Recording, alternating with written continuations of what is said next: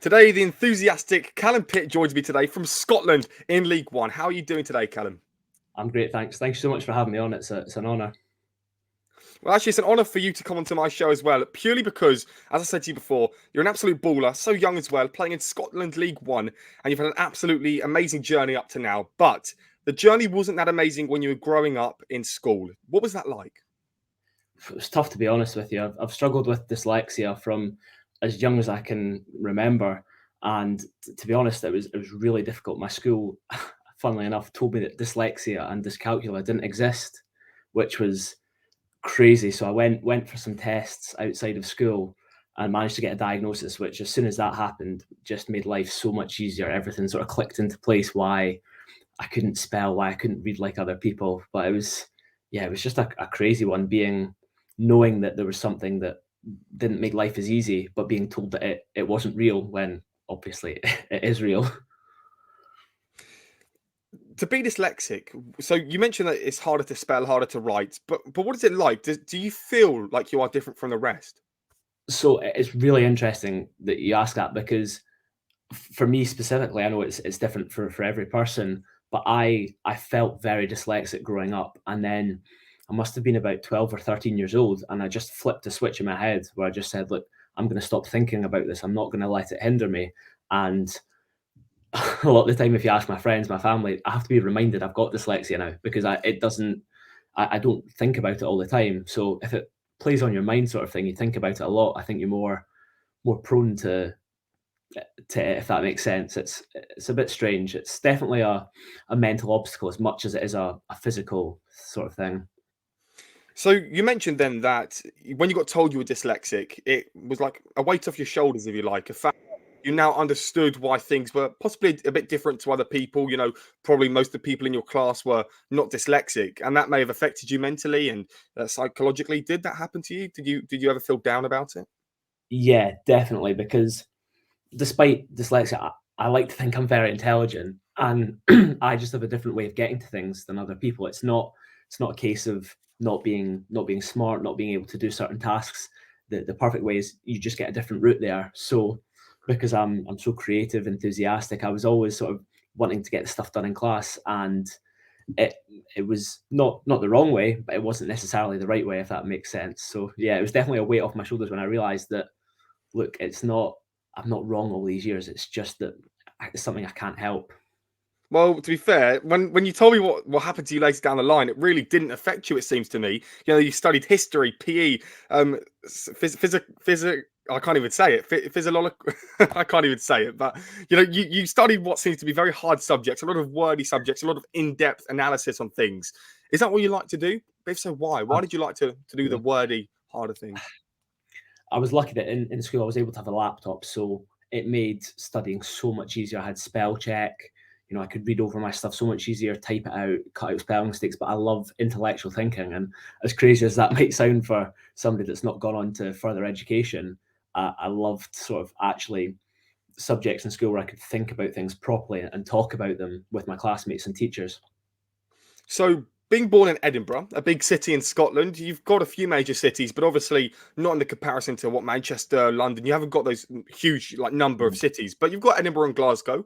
What's the comparison like between the two? Why was Edinburgh the place for you? It's it's very different. I see Glasgow as more as like London in the sense of it's a lot busier. Edinburgh, although it's a very busy and tourist attractive city, it's because it's home, maybe it's different, but it doesn't seem all that crazy, maybe because I know how to navigate my way around it. But I would say Edinburgh is more of a smaller big city in England, if that makes sense. It's not from my life anyway, it's not been too hustle and bustle and full on, but Glasgow can be that way, if that makes sense. So, in Edinburgh, what were the opportunities like to play football? Loads, massively. That there was so in Edinburgh, there's 4 professional clubs right now, but going all the way down to grassroots and boys' club, there's hundreds, if not thousands, of teams. Wow. It's really there's so much. Does it help with? I mean, do coaches from Celtic, Glasgow, these bigger teams come down and possibly are a bit of an influence on the younger generation? Yeah, so a lot of the coaches that we have in Edinburgh at boys' club football is just people's dads. It's just volunteers, and honestly, it was great growing up. Just the amount of people that were so keen to coach us. But there's Hearts and Hibs coaches that are the two major teams in Edinburgh. The Rangers and Celtic coaches tend to stick more to the West Coast, so your Glasgow and all the way up and down there. But we had the great influence of Hearts and Hibs sort of scouts coming to watch us, coaches dropping in, even former players dropping on Zoom calls and giving advice to us. When you compare Scotland to England, I mean, the travelling distance is very, very small. If you wanted to come down to England, to Manchester, to Liverpool, it wouldn't be too much of a journey. But you look at these clubs, Manchester with two major teams in there, Champions League winners. And then you go to Liverpool, not far down south. And then you have these big clubs in London. Do you ever feel like it's different to be in Scotland with the opportunities that you've mentioned, that maybe if you were in England, instead of thousands, there'll be tens of thousands of more opportunities?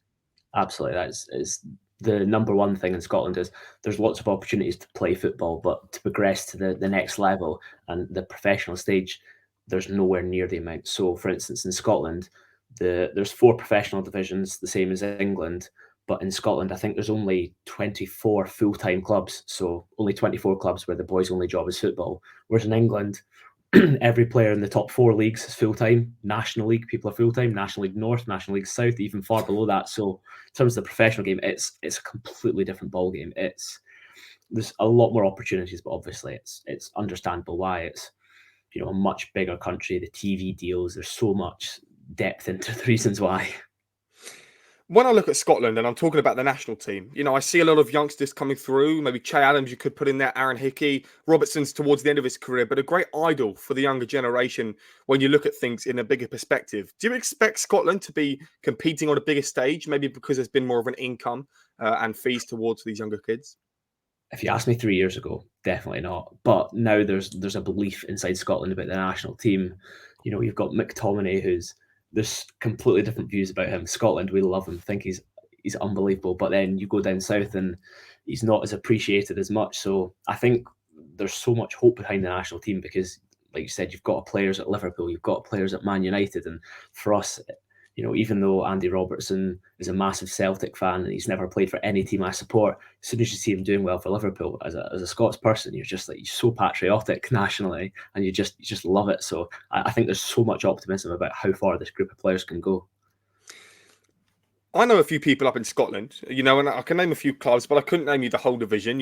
Of course, Celtic, Rangers, Midlothian. I could name a few other clubs up there as well, Hearts. When you look at these clubs and you wanted to put them into the Premier League, the odds are that they might not survive in the Premier League. They might get relegated, and the difference in quality is quite big. If you wanted to put Sheffield United into your division, for example, in the Scottish Premier League, they wouldn't do too well. They would do very well compared to the other clubs because of the funding, because of the stadiums, the infrastructure of Scotland. What's it like for a player like yourself traveling around the country? It can be tough, to be honest. So Saturday just gone, when you're in the part-time level, it's completely different. You're working during the day and then you've got training at night. So Saturday just gone, we had a match in Annan and the bus left at 10 a.m. in the morning. I think got back at 10:30 at night, which is standard for a football sort of thing. But because you're only part-time, it's your full days taken up with that. You've got some boys are working on Monday.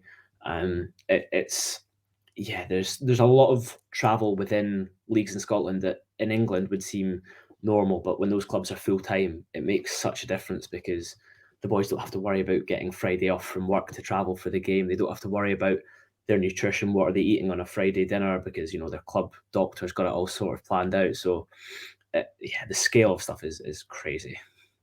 So then, these part-time people that are playing up in Scotland, I was playing the other day and I saw a few of the older guys playing next to me on the other pitch, and I was thinking to myself, these guys could probably get paid to play football. They weren't getting paid; they're playing on a field essentially in the middle of nowhere, but they could potentially play in a smaller ground, have a few people watching them.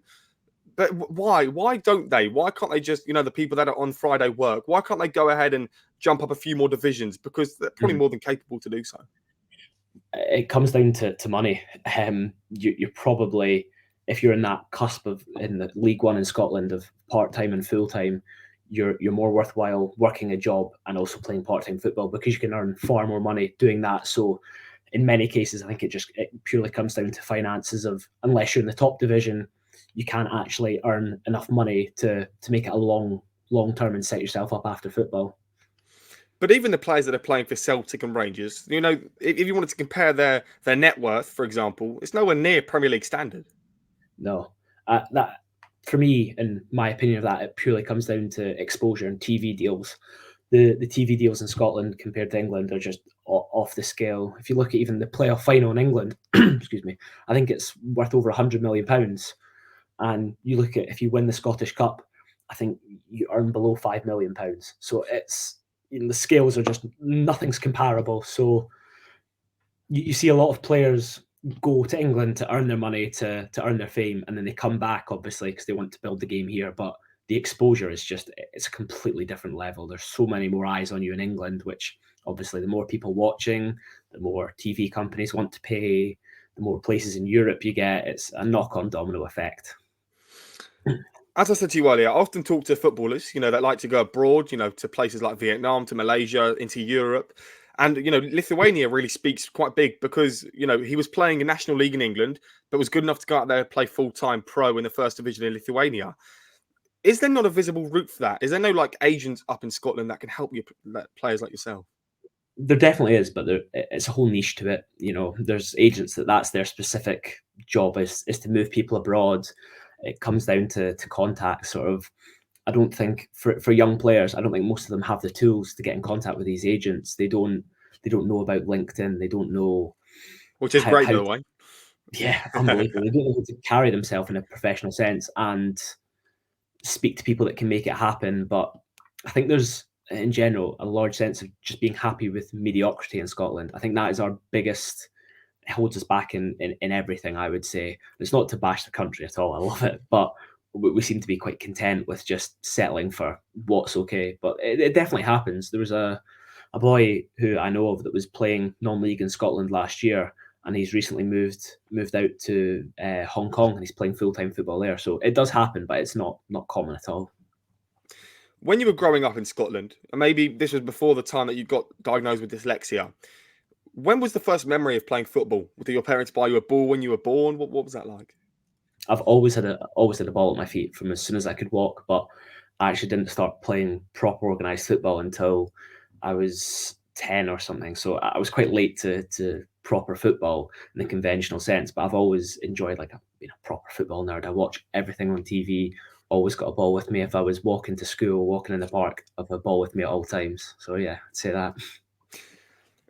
I started playing football at the age of 10, and I'm not trying to say that I'm going to end up near you. 100% I'm not. I'm going to back out of that straight away. But, I like to watch the football, of course. If that was over anything like last night, I was watching AFCON till 12 o'clock in the morning, which obviously isn't handy when you're waking up very early the next day. But when you're having the ball at your feet constantly, which is something that I didn't really do, I didn't really have the ball at my feet constantly, but I did like to play a bit of football, if it was organised. But if you do have the ball at your feet constantly and then you look back at it and think, well, if I started doing that at the age of 2 or when I could start to walk, what do you think could have happened? Yeah, well, you never know. I might never have ended up as far as I am if I'd started earlier. I might have got further, but it's a reality check when you look at the stories of Reece James and Mason Mount, for instance. I think listening to a few interviews back, they both said that they played for a club team from the age of 3 or 4, which is just insane to me. So you can never look back too much and think, oh, what could have been, because the possibilities of what's happening right now could be hugely different. What's your favourite thing to do as that kid who was having the ball at their feet? Was it to score the goals, defend them? It's changed my whole career. I used to love dribbling, just dribbling past everyone, getting loads of touches of the football, having it as much as possible. I go through a stage where I love scoring, but to start off with, just having the football at my feet was enough to make me happy. Your parents, maybe they didn't expect you to come as far as you have. Maybe with the dyslexia as well, they were thinking there could have been a bit of a roadblock. But then they saw your history, they saw the PE, they saw all these academic sides of you that they probably thought it's quite unlikely for someone who may be put down by dyslexia in the way that you did, getting told it wasn't real and get told it was fake, which is just mind blowing to me. How's that helped you down the line when now you look back at that and you think to yourself that that hasn't stopped me, I'm unbeatable? Yeah, massively. I've always had confidence in everything I've done. I've been told that I can do anything. if it was deciding to start doing football coaching when I was in school, if it was making the decision not to go to university, which my family is highly academical, so it was sort of took everyone aback a bit first, but sort of trusted the path I was on, and yeah, definitely that just the reassurance that what I'm doing is going to work out has been massive help. We mentioned earlier that people, move abroad to play football. You didn't move abroad to play football, but you've, traveled the world. You've said to me Yeah. that it's helped you understand different cultures, and maybe down the line it could help you move abroad into other footballing communities. What was that like to move away, presumably from family? Yeah, no, it was great. So I went through a few stints where I played in Portugal for months at a time. Nothing permanent, but just being in a dressing room, there was boys from Lithuania, England, Scotland, Brazil, Norway, Bulgaria. It was incredible in that sense of like just kids from around the world, and we all loved the same thing, football. We were all there for the same reason, and to just compare life experiences was crazy. Yeah, massively. It helps you understand and have a lot more sympathy. I think if you realize sort of how other people live and that not everything is the same. Was there visible differences between some of you? Because I spoke to a Bulgarian a few months ago, and he was saying that, of course, with the Eastern Europeans, they're quite buff, they're quite strong, maybe not as fast. But did you notice some of that where people would be essentially quite different to what you were like in your upbringing? Definitely. I think the Scottish boys and the English boys, we most got on with the Australians. I think that's pretty common, well known that Aussies are very similar. But like you said, the Bulgarians there, they were both very stocky lads. The Brazilians were, to stereotype, they're all quite skinny, but technically they were just unbelievable. But yeah, everyone's got their differences, but it was mental. We all came together as a group and we loved it. It was like at the end of it, we were all one big family. It didn't matter if you were from New Zealand, if you were from South Sudan, we were all together. What was the purpose of that time in Portugal? Was it just to go out there and play a bit of football? Yeah, so it was a program through a company called Curva Coaching, and we all were chosen from our individual countries and brought together to make a squad. And we trained with Benfica and in their youth academy, sort of had a month at a time living as a Benfica player to sort of show you from a young age what full-time professional football was like. What did you see at such a young age? Professional football, this is where you could end up. Dedication. It's a lot harder than it looks, moving away from family, even though it was just for a month, it was a holiday, but it was a football, thing. Getting up at times, not being able to talk to your friends during the day, missing out on schoolwork, missing out on social events back home. It was, in the nicest way, a life of loneliness. If you really want to reach the top, I believe you just got to go full on and dedication. Sometimes, and I'm sure you've done it, I've done it before, and I'm sure who's listening to this has done it before, where, the player might miss a goal, they might miss an opportunity to score, they might go in for the header, they've completely missed the ball, and they've thrown goal and they've scored, and they go, I would have done better than that. Those words that put people down, because, we know that on paper you probably couldn't do it. If someone at the pub saying that they could, try and score a bone up, they probably couldn't do it. But when you hear people say this, as a footballer like yourself, what do you think? Do you think that, like you said, it's not as easy as it looks? It's definitely a maturity thing. I think I experienced it when I was younger, sort of, especially when I was in Portugal. Actually, we were playing against a professional youth team there, and I missed a chance late on to win us the game. And on the bus journey back, I just put in my headphones, and I can remember it so clearly. I was crying at the back of the bus. I had my hood over my face. Nobody could see me. I was inconsolable. All the boys were saying, "Oh, I would have scored that. I would have scored that," and sort of played on my mind for quite a while. But I think that the older I got and the more mature I got, you just need to learn to let go of stuff. Other people's opinions, while they can be useful, they're also irrelevant. In the moment of everything, you just trust your instincts. If it doesn't work one time, it might work another 9 times. You've just got to move on and let it go, unfortunately. I think that's with people's different upbringings, because maybe for you, maybe you can confirm, maybe you can deny. But if the Bulgarian, for example, or the Brazilian or the Portuguese player missed that opportunity, maybe you wouldn't have said anything. You would have just thought it's part of the game. Yeah, I think it's just different personalities. There's ways to build people up. In some cultures, it might be through getting on someone's back and shouting at them.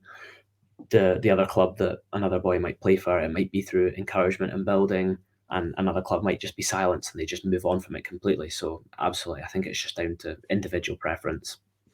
So Africa, Malaysia, New Zealand are all countries or continents that you've been to as well. So what was that like, South Africa, going to the very bottom of the continent? It was amazing. Just traveling the world, and specifically South Africa. I've got so much love for that country. I think we've got friends that are from there and live there, so we're very grateful that we're able to actually go out there. I think I've been 5 or 6 times, and it's an incredible country. It's got its problems, it's got its difficulties, but the natural beauty there is just it's breathtaking. Being on safari, seeing an albino lion, being on chases with cheetahs, everything, to then blue whales giving birth. It's incredible. But when you look back at this and you think, because some people might go abroad, they might stay in an all-inclusive hotel. I don't know if you did Mhm. that. Maybe you stayed in a villa. Maybe you really wanted to experience the culture. If you were to move abroad, Yeah. maybe not to these countries, maybe to like Germany, to France, to Sweden, any of these other countries, would you be able to fit in easier? I mean, look, Malaysia and New Zealand are very different countries. Yeah, absolutely. I think I'm very adaptable in the sense that as soon as I find a bit of common ground with someone, it could be liking football, it could be a love of history, it could be anything. I think that I'm quite good at talking, so I managed to fit my way in quite well. But when you move clubs, and I mean, we're going to talk about it in a bit. You have done that a few times, whether it be with your youth and maybe in the future as well. When you're moving around clubs, the first few days can be quite overwhelming. Maybe you don't talk as much because maybe you're a bit shy. Yeah, no, definitely the hardest thing that I've ever encountered is every time I walk into a new dressing room. As soon as I settle in, I'm okay, but walking in and just seeing sort of 15, 20 faces sat there, it's very daunting, especially for a young lad in the football world. You were a kid and you had a season ticket at Midlothian and you got a trial at the age of 12. But just before we talk about the trial, to be a season ticket holder is something that I could only dream of. I'm a Liverpool fan. I live near London, and well, firstly, Mm. the logistics don't work, but the prices, the travel there and back would be just so crazy. Even if I was a Tottenham fan, and that's an hour away. That is just mental to be a season ticket holder at probably what was back then. You guys got treated quite well, and you probably had cheaper season tickets. Yeah, no, it was unbelievable. Growing up, my whole family have supported Hearts. We're massive fans. My great granddad would take my dad and my uncles to the games.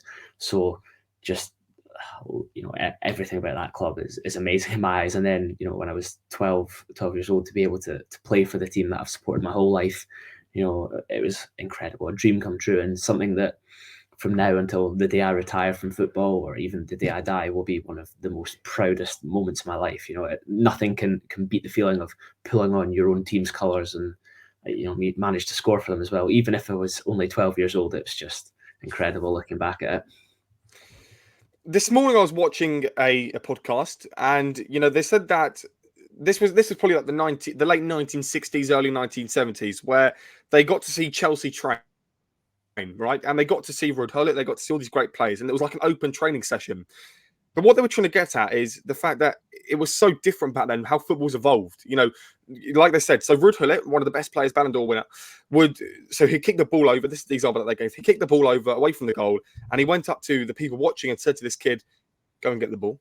As a sign of, I'm here, but you're watching me. And they compared it to Kai Havertz, to Reece James, to all these mid Premier League players, and they said you can even get near them now. They've got a ridiculous following on social media purely because they're a footballer. They've got generational money, and they're of course a great footballer, but they're nowhere near Rod Hullett. They're nowhere near his level. From what you've seen, being at a season ticket holder at what is a relatively smaller club in Scotland, what is a relatively smaller club in general, did you ever have that fan to player experience? Was there ever an opportunity to see your idols? I think there's always a sense of inflation, and sense of the players are just these big stars, but because Edinburgh, like you said, is relatively small, I've bumped into about 6 or 7 players over the years just walking through the city centre in Edinburgh.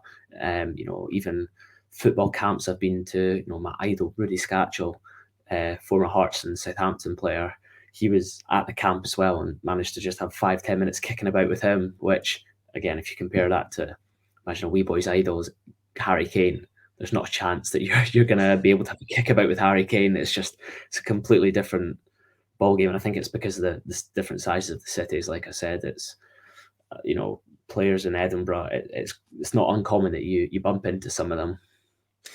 That actually brings me on to another point. So I was talking to a football agent, and as you could tell, I like to go back to the people I've interviewed because it's so relatable and in such a small footballing world. He's a scouser, he's a football agent, and he said that he's bumped into Harvey Elliott, Joel Matip, Konate, Van Dijk walking through the park in Liverpool.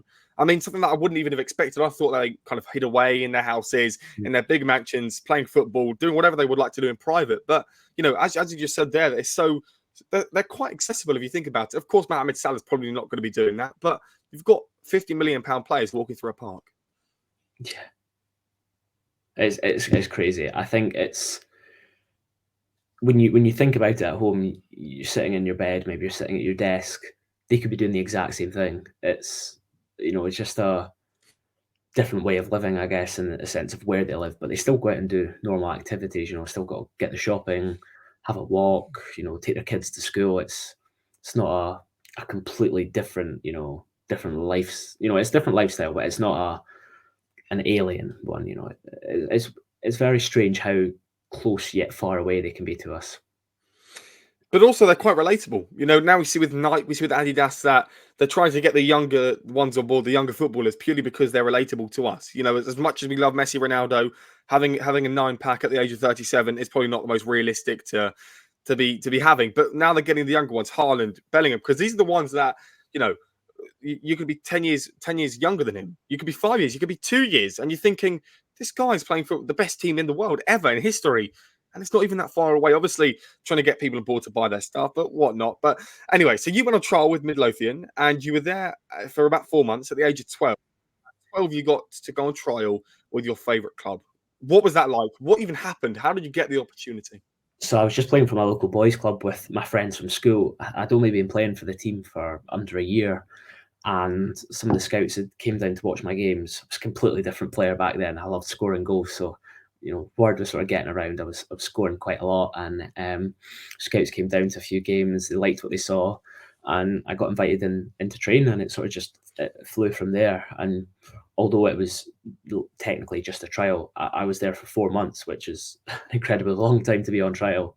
But it was an absolute dream, training at the facilities that my idols trained at, playing on pitches that professional footballers play on, traveling Scotland with the team. It was incredible. We spoke about Edinburgh being quite a small city, bumping into some big footballers and, essentially your idols. But that must help you in a way. If I was scoring even 10 goals a game in London, there's no way no one would even know about me. So Yeah. Edinburgh being a very small city, I'm not entirely sure the population, but nowhere near, the population of certain cities in England. To be in a smaller city, scoring these goals, and you said the word got about. I mean, that is quite a great thing to do, to have. Yeah, absolutely. And it's a smaller city, so there's more opportunities in that sense. But because of the club sizes, if you're playing well in London, for example, just to name a few, you've got Tottenham, Brentford, Millwall, Arsenal, Chelsea. So the amount of clubs that can look at you is a lot more. But it was quite surreal knowing that people were talking about me at a club that I was down on a Saturday morning watching their games before going to my own games. So incredible. And you scored for them. I mean, to score for your club. The best feeling ever. I can still picture it so vividly. I was driving with the ball through the middle of the defence, 1-on-1 with the goalkeeper, did a step over and chipped it over him. It's crazy because I've not scored a lot of goals in the last couple of years playing as a defender now, but to do that, it was just amazing. Something I dreamed about my whole life, dreamed about when you're in the shower when you're younger, dreaming about at school when you should be doing work, and for it actually to happen was incredible, and a memory I'll cherish and hold on to forever. You've mentioned there that you're now a defender, and you mentioned that also you like to score the goals. And for a lot of people, that happens. A lot of people, if they want to go into the professional game, you speak about Van Dijk. He was at Celtic, but then decided, I'm not a striker. I'm now a centre back. He's a beast at it as well. And for yourself, you're a defender, and the transition to become a defender. How long of a duration is that? Was that a matter of a few years, or can it happen straight away? Well, for me, I was absolutely chucked in it. So, I played up front growing up, and then moved to playing as a winger. Played a bit of centre mid, and then I was in the reserves at East Fife, a League Two club in Scotland, And I had a conversation with my coach, and he said, I think there's a better pathway for you for the first team if you play at fullback.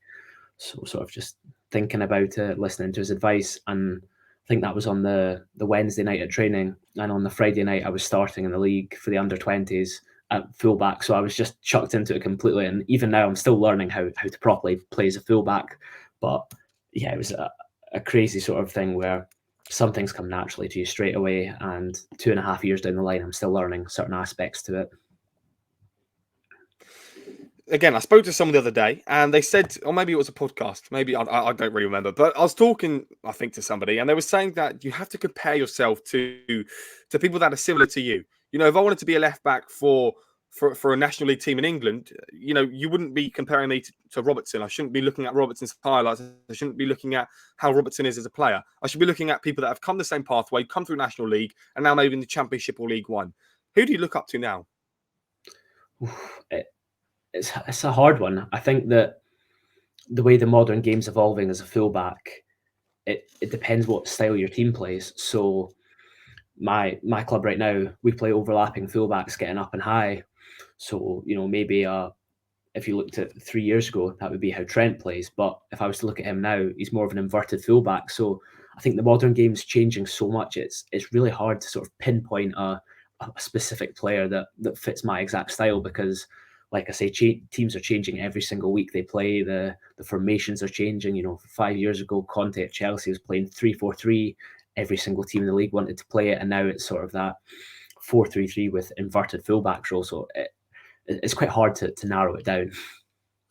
You talk about those formations. It sounds to me a lot like the fullbacks mean the most to the team. You know, you can have the striker who scores the goals. There's probably not much of a difference between a striker's role, but for a fullback, you could play inverted, you could play overlapping, you could play so many different variants.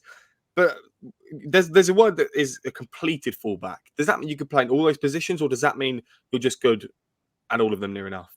Yeah, it's a difficult one. I think for a complete fullback, I would say that's somebody that is technically good, physically very good, but tactically very good, like you said. That someone that can adapt to playing all the different roles and positions. I think that's one of the biggest things in the modern game that coaches and managers look for, is a tactically adapt player.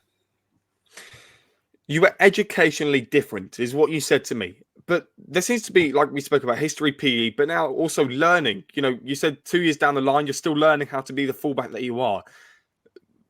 When you say you're educationally different, what do you mean? Because you're still taking in the information. Yeah.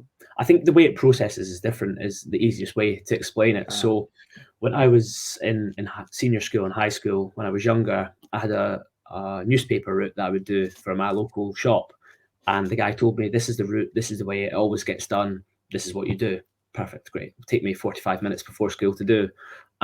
Just sat down with my dad looking at the route, and I said, instead of going to this house first, I'm actually going to change it and go the opposite way and go in a different direction and do things. And it shaved about 15 minutes off the route. So I think that's the easiest way I can explain it, is just going different paths to get to the same outcome. After the 4 months that you spent at Midlothian, your boyhood club, you decided to leave after those 4 months to Spartans FC. Do you remember that time of departing your club, your boyhood club? And if so, what emotions were going through you? Yeah, it was terrible. It was the club I've supported my whole life, and I believed for every minute that I was going to get offered a contract there. And then it didn't happen. So it was just, my life fell out. You know, my whole thing is that I played football, and, you know, everybody was so optimistic it was going to happen. And then for it to not end up happening it was gutting. It was for a week, a few weeks, I didn't know what to do with myself. When you get declined the contract, or you get told that essentially we don't want you at this club, which is basically what they say in maybe a kind of way. And I spoke to an agent again a few months ago where he was saying that you get all brought into a room, you basically get told after 15 minutes, we don't want you. And then they kind of leave you dumped, if you like, right outside the club's office. Is that what you felt? Did you feel like you were no longer wanted? Did you feel like the club didn't try and help you?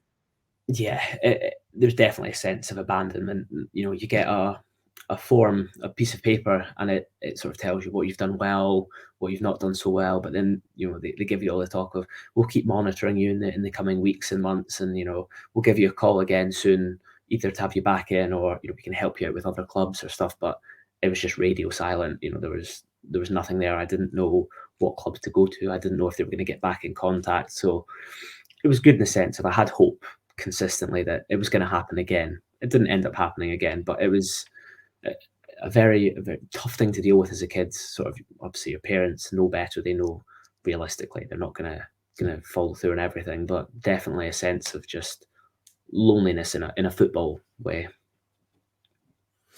Spartans FC, what was that like for you? So you managed to unfortunately depart your boyhood club at the age of 12, and now you're looking maybe into the future, hopefully trying to get back at the club where you were a season ticket holder just a few years before. Yeah, no, Spartans was brilliant. I actually worked my way up from the third team at my Spartans age group up to the second team, up to the first team, just because there wasn't enough space in the team, so I had to start at the bottom and work my way up. But it was brilliant. I started enjoying the game again. I had really good coaches that helped me develop tactically as well as just playing with no pressure, just enjoying it again. So it was a brilliant pickup and spent a good 4 or 5 years there. It was wonderful. To go from Midlothian to Spartans, what was that like in terms of facilities? Did you get the I don't know, the nets that you had at the other club? Did you get, because obviously it all plays a part. If I'm going Yeah. from Manchester United to a local club near me, the big difference. Yeah, no, it wasn't on the same scale, but Spartans are blessed to be one of the best well-off community clubs in Scotland. I think the infrastructure there, the facilities, the coaches, the resources they've got available are brilliant. So it was a drop off. Of course, Hearts, in my opinion, are the third biggest club in Scotland. That'll cause a bit of controversy, but Spartans are right up there in terms of the facilities that they can offer and the stuff they can provide. At the age of 17 in 2020, I'm presuming you were at Spartans before that, and you decided to. So okay, so you then decided to move to a pro setup in East Fire under 20, and you featured in a non-competitive game for the senior team. Again, what was that like at the age of 17 to go pro in a full-time setup?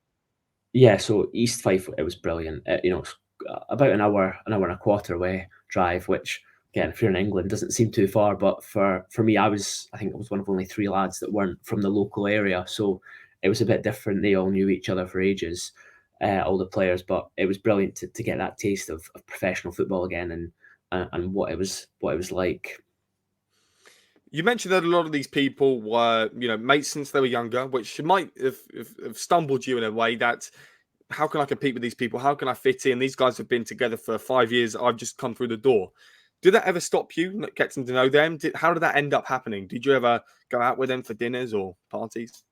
Well, but because we were sort of younger, there wasn't many outside the football activities for the majority of us. But some of the lads obviously would go out together since they were friends from that local area. But I still got on really well with them in the changing rooms, and just brilliant chat with the lads, and still friends with 99, if not 100% of them to this day. You were playing 3 years younger originally when you signed for that deal. Again, what was the facilities like there? Were the facilities better? Were they worse? Did you see a clear pathway to what essentially could be playing for Rangers or Celtic? Yeah, so the facilities were very different. So they're from Methil, from Leaving in Fife, and all we had was the stadium pitch. We didn't have a training pitch. We didn't have masses of changing rooms. There wasn't loads of teams. It was very basic, but it was sustainable, and it was meant the club could have pitches which they could use and not have to maintain, spend hundreds of thousands of pounds on. So while they were maybe not on the level of Hearts or Spartans in the past, they were, it's a football pitch. That's for me all I need. How do football clubs become sustainable? Were you getting watched in the under 20s? I mean, even so, there must have been maybe a mass crowd to be able to afford the pitch facilities and all of it. Yeah. It's a tough one. I think every club is different. With East Fife, I'm not sure how the ownership is specifically there, but I think in general it's either the best ways to do it are either fan owned. So Hearts are a fan owned club. The fans we put in, I think £100,000 over a couple of months to just keep funding the club every so often. If it's a chairman that pumps in money to the club, then that's good in the short term, but maybe longer term, not as sustainable, like you said. But it's the ways that football clubs are run. Surprisingly, I think a lot of footballers don't actually think that much into it. it's the football politics side that we do what we're good at. We just keep our heads down and play, and the businessmen, the financial advisors, they do their thing off the pitch. So in the same industry, it's two very separate worlds. We saw in Germany a few months ago the announcement of this club. I forgot what club it was. May have been Dusseldorf, where they've now said that all the tickets from a certain season will be free. No one's ever going to pay, money for the tickets again because they was filling out like 60% of their stadium. A lot of it was empty. A lot of, that means there's less beers, there's less food, there's less merchandise being sold. But now it's all free. There's more of an emphasis for the club to be able to now get paid in different ways. When you're looking at this from a perspective of yourself, when you mentioned fan-owned clubs, is that a good idea for clubs to essentially have a bigger say than the people that are probably not fans?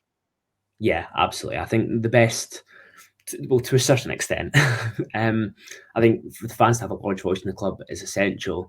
But at the same time, like, we have to remember that we're football fans, we're fickle. We want what's best for our club. At the end of the day, it needs to be a mix of fan representation and somebody that's not just going to go gung ho at the football club and chuck everything at it and lose their head because there's a love associated with it. Well, we love our football club, we want what's best for them.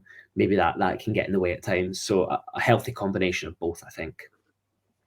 Financial fair play is something that maybe you have up in Scotland. Can you confirm? Do you have that up in Scotland? Yes. But maybe it's something that doesn't affect you guys as much because the spending of your clubs is a lot less than what Premier League would be. So like Nottingham Forest, a club that isn't really expected to do a lot, but they managed to spend a ridiculous amount of money, now being having a point deduction in the next few months. That harms the football, and we were talking about it earlier where the game's really changed from the last few years where in Roy Keane's era you'd see slide tackles that now would be a red card, whereas before it would probably just be a talking to. When you look at it back then, what era would you prefer to play in? Because at the same time, fans also got to go down the pub and drink with their players. So what era would you have liked to have been in?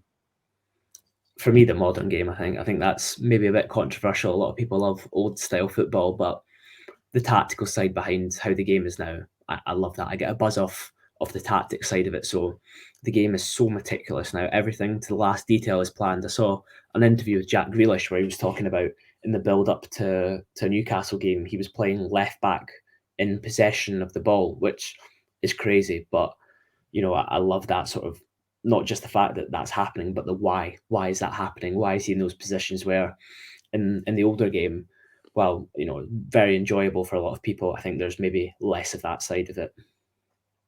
So you ended up staying at East 5 for 2 years. So again, when you had to leave the club in January of 2022, we'll talk about that in a moment. Was it on personal grounds or did your contract expire? What happened to depart you from the club? Yeah, so I'd had two loan spells that season at non-league clubs, just junior football in Scotland it's called, and neither of them went particularly well for one reason or the other. And I came back to East Fife and I was sort of told, you can head out on another loan again, you can continue playing under 20s. And it was my last season at the time of playing under 20s. And I was basically told by the coach that because I'd been on loan, even though that was for the benefit of my own career, other boys had got ahead of me in their chances of playing for the first team. So made the decision to leave the club because I didn't think that there was that pathway for me there anymore. And as much as I loved it there, you had to be selfish and think, am I going to turn professional if I continue for the next 5 months at this club? Probably not. You spoke about loan spells, and there was a player, I think it was Taiwo Antawai of Nottingham Forest, the striker now scoring quite a lot in Forest. And we couldn't get a work permit for him. He's Nigerian, and he came to Liverpool but got sent out on loan, I think, for like 6 years in a row. As a player who got sent out for 2 loans in 1 year, is that a demotivation where the club are trying to maybe gain a bit of money out of you in a professional sense where you can get sold for 2, 3, 4 million for like that Nigerian player? Yeah, for me, the reasons for the loan was the club wanted me to play first team football and that would accelerate my game. But individually, for me, when I was on loan at these clubs that the standards were a bit different to what I expected. Maybe I came in with too much professional expectations of how it would all be, but maybe I wasn't ready for the loans. I can always think back to what could have been sort of stuff, but it made me grow up a lot. I'd say that for sure. I realized quickly, like if I want to turn professional in football and I want to make this a career, I've got to work so hard, so respectfully, that I don't end up at this level. So in January of 2022, you've had a few unsuccessful pro trials. Talk me through that. So you obviously want to sign for a club, and going for these trials, maybe you were going there thinking, this could be the next future. I could be here for the next 5 years. Yeah, no, it's tough, and especially over this summer as well. I've had a lot of trials. I've had a lot of unsuccessful and successful at the same time, and to just constantly not have that home, I think is the hardest part. Where when you go into the changing room, that's your club. That's the toughest part. But it's a motivator at the same time of well, that may be one club's opinion. It doesn't define you. So tough experiences, but definitely better from them. For the next year and a half until the summer of 2023, the big one that we'll talk about in a moment, what occupied your time? Did you end up signing for the club? Did that deal ever come through? Yeah, so in the January, I signed for Kelty Hearts, who are another team from Fife, and I was playing reserve football there as well. And it was good to just have sort of 5 6 months of playing 90 minutes week in week out, enjoying my football again in a professional setup, even training with the first team, playing bounce games with them as well. So that was brilliant to just get back enjoying my football and have coaches that I got on really well with and were really appreciative of me. The incline is up. So in the summer of 2023, you decided that, this is my time. And you called it a crazy year. You were on trial with the National League North, and you were then, tell me about that summer. There's too much to spit out in a sentence. No, it was crazy. So I'll go through it one at a time. But I was on trial at National League Northside for a 2 week period. Staying in a house down there, and full time football was my first taste of that in a men's game, and it was crazy. It was a great experience, but it's crazy when you hear pros in England talk about National League not being professional in a sense of the league's differences.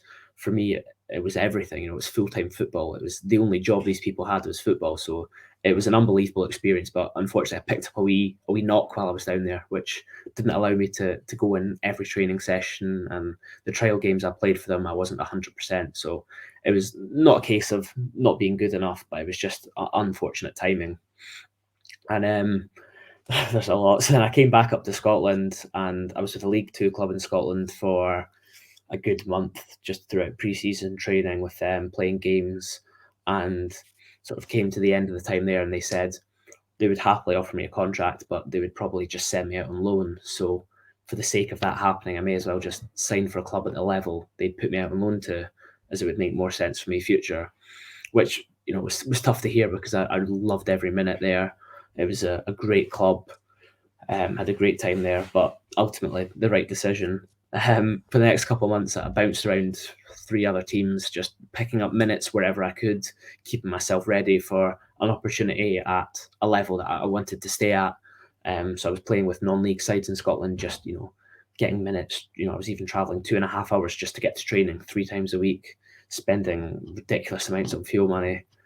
So it was really crazy. Just I was all over from England to Edinburgh to back down close to the English border. It was all over the place. And then in December, I received an offer from Edinburgh City, my current club in League One. Finally, the 5 or 6 months of not having a signed club came to an end. And what was that like? To get I'm presuming a phone call. Did you get invited to the ground? What happened? Yeah, so I went in and I trained with them on the Thursday evening after being told I was good to go on Wednesday. And by the time I was sat in my bed on Thursday night, I'd signed a contract over email. And on the Saturday, I made my debut. So it was surreal. It didn't feel real. I'd felt the last couple of months everything had been so slow. I'd been at clubs for 2 months, not getting offered contracts, been traveling all over the country, and then this just happens in a blink of an eye. It was didn't kick in for a while. How did it happen? Was there a scout watching one of these trial games, or how did that come about? So through football coaching, that is my work. My boss there used to play for Edinburgh City, and the club had quite a few players leaving, so they needed obviously boys to replace them. So he said to the club, "Look, I've got this lad that works for me that plays football. You should have a look at him, take him in. He won't cost anything. He's free agent sort of thing." So they said, "Okay, we'll have a look." And then just fell into place. Trained with them, and then signed and made my debut on the Saturday. Then in front of how many people? How many people decided to turn up? For the game, sorry. on that game on the Saturday, the debut game? Ooh.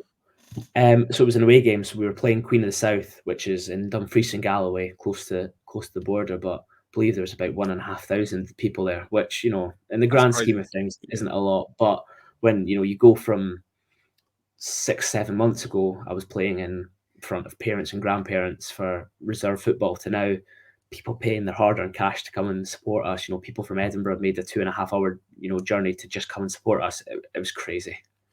You mentioned that 1,000 people isn't a lot.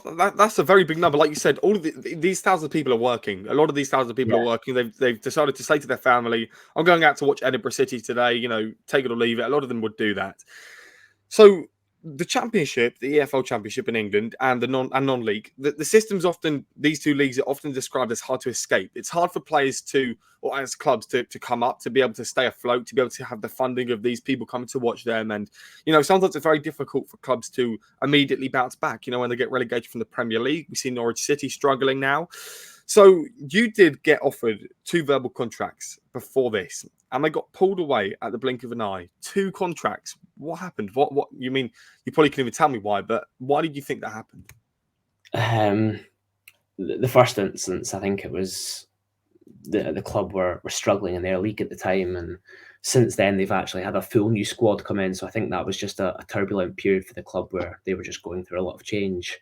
And because it was 2.5 hours away that I was making the drive, I think they were maybe worried about commitment, how often I would be able to be there. But it was confusing, you know. Like I said, I thought I was going to be there all the time, sort of thing, to then just go on radio silence and then being told, look, that contract's probably not there for you anymore. And the other club was just a very strange scenario. I was there for 2 months. I was told every single day that, look, the contract's getting offered, don't worry about it. And then they just went from telling me that to then, look, if we signed you, you probably wouldn't be a starting player, so we don't want to waste your time. But, you know, to go from 3 days prior playing in a game for them, starting, to then being told you might not even get into squads for us, so there's no point. It's just, yeah, it was a tough time. So when you got the contracts pulled away from you, it's like, again, you were so close but so far. You know, Yeah. of course, this opportunity that you've taken up now was just around the corner. But when you've had all these opportunities, and now again 2 deals in the space of a very short period.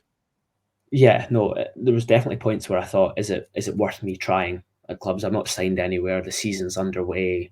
I did offers, but it was from levels that, respectfully, I didn't want to go and play. I wanted to stay as high as I could, and there was definitely points where I was considering just stopping football because it meant I could work more. But, you know, the wee thing inside of me, my parents, everyone around me, my girlfriend telling me to keep on going. You know, don't, you know, it's just a roadblock in the way. It might seem major now, but in a week, they were always telling me, you never know what can happen in a week, and look what turned out. So you mentioned to me that you're also coaching as well. You're also coaching. What sort of level are you coaching at, and what sort of age? So I do everything. I do school sessions from ages 5 to 18. I've coached professional youth clubs in Scotland that play in the same league as myself. One-to-one coaching. I do everything really, and I love it because it gives me a whole balance of players. I get players that are going to go on and be professional footballers. I get players that, you know, they're just doing it as a hobby, so they get the full circle of it.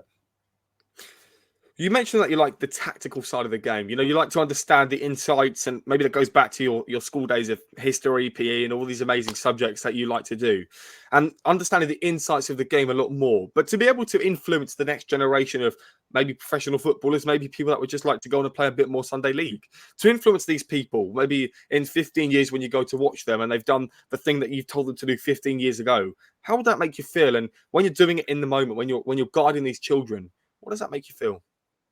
In the moment, you know, it's great when you see happy faces, even when you see sad faces, and you're able to sort of, you know, calm them down, reassure them. It's brilliant. And, you know, none of these kids have to go on and play football. They could all stop tomorrow, and it would still be okay. Just knowing that you're able to make a difference in someone's life, whether it's through football, whether it's just telling them, look, maybe just calm down in a certain situation, or if you're giving them praise in a certain situation, knowing that you're able to help someone's journey in life, I think that's quite special.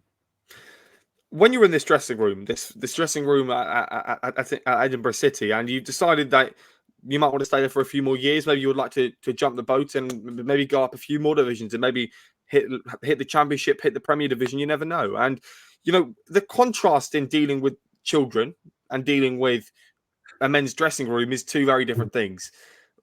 Obviously, there's quite visible and noticeable differences between the two. But when you're dealing with these men's dressing rooms, and sometimes there might be a few boots, bottles, a few things maybe thrown, a few things maybe said unmeaningful in the moment. Do you ever think of these people and think they're over exaggerating, or is it just their love for the game that they express differently to the children? I think 100% both things are true at the same time. I think from a men's dressing room, I've had people have threatened to pin you up against the wall and batter you at half time. Even in 2023, 2024, that's still happening. I think that's some people's love for the game. It's some people taking it too far. When you contrast that to looking after a kid at an after school club where they've fallen over and you just pick them up, it's crazy that it all boils down to a ball and 2 goals. Just a simple game of football, and the different spectrums of it, and the end of football. It is quite a crazy sort of thing to get your head around, definitely. But why do you think people are like that? Do you think it's just purely because of how we are as football fans, as how we are? We've been brought up that way. We've seen fans on TV having fights over essentially 2 goals and a ball. Yeah, I think it's got a lot to do with upbringing as well. Some people go to a football game maybe from 5, 6 years old, and they shout abuse at players. They shout abuse at the ref. Some people go to football games. They don't sing. They don't stand up at all. They just sit in their chair for 90 minutes. So I think it's just people's different experiences of football and of the world. We spoke about earlier the fact that as a player, you know what it's like to be told, "I could have done a better job. I could have done this." But when you're hearing it, these are thousands of people that are coming to watch you. You can probably hear individual comments. And I spoke to a Middlesbrough player a few weeks ago, and he told me that he would rather play in the big stadiums purely because. He said it was easy to play in the bigger stadiums, not because of your surroundings, just purely because you don't hear the individual comments. It's impossible to hear it in such a big ground. Whereas if you're hearing it in 500 people or 1,000 people, you might feel a bit different, and you might respond differently to how it might be in front of 40, 50,000 people. Yeah, definitely. I think when you're playing in bigger stadiums, it gets lost in the noise. But personally, for me, I love it. I love being heckled. It gives me a buzz. It makes me want to go and beat a man or put in a crunching tackle and give it to the fans a bit. I love the interaction of just how people are at football. If someone shouts abuse at me, I want to get one back at them and help my team out a bit. So yeah, definitely. So now you're looking into the future. We've mentioned Rangers. We mentioned Celtic. Are these ambitions that you would like to achieve? I mean, if so, how many years until you're there? I don't want to put a scale on where I want to get to. I want to see where football takes me. But the ultimate goal is to play for Hearts. Absolutely. A team I've grown up supporting, had a taste of playing for them when I was younger. I think that would be unbelievable. However unlikely it is, that's here nor there. But I just want to keep progressing day by day and take it as it comes. We mentioned agents earlier, and I'm not sure if you have an agent. I mean, do you have an agent? Not currently, no.